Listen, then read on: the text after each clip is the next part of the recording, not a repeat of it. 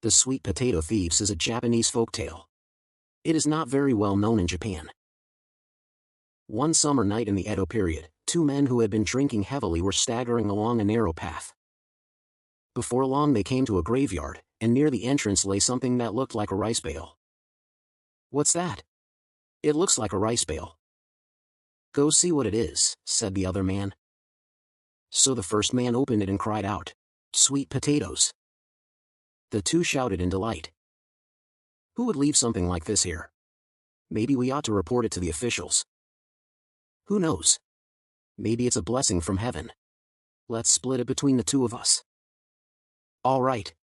But half and half," suggested the first man. So they decided to divide the sweet potatoes right there in the graveyard.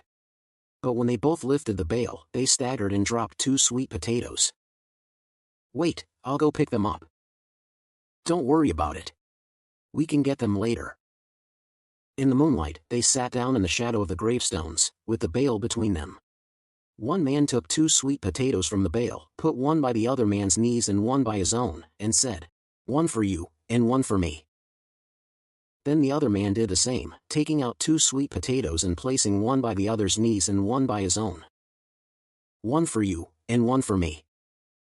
While they were doing this, a young merchant happened to be passing near the graveyard. He had just come from seeing a frightening play called The Ghost Stories of Yotsuya, and the story was still fresh in his mind. His head was full of ghosts. As he passed in front of the graves, he thought he heard some eerie voices. They seemed to be coming from inside the graveyard. He stared hard, but saw no one. Then he heard it again. "One for you, and one for me. One for you, and one for me." "I thought they were ghosts," the merchant later said. He ran away as fast as he could, and on the road he met a villager. Breathlessly, he told him the terrible story. "At that graveyard, ghosts are counting dead bodies." The villager laughed at him. "Were you dreaming? I've never heard such a thing. I can't believe it. There are no ghosts in this world." Even so, curiosity got the better of him, and he agreed to go with the merchant. When the two of them reached the entrance to the graveyard, a warm, damp wind brushed past them. The villager thought he heard a faint voice. "One for you, and one for me." He seemed reluctant to enter the graveyard.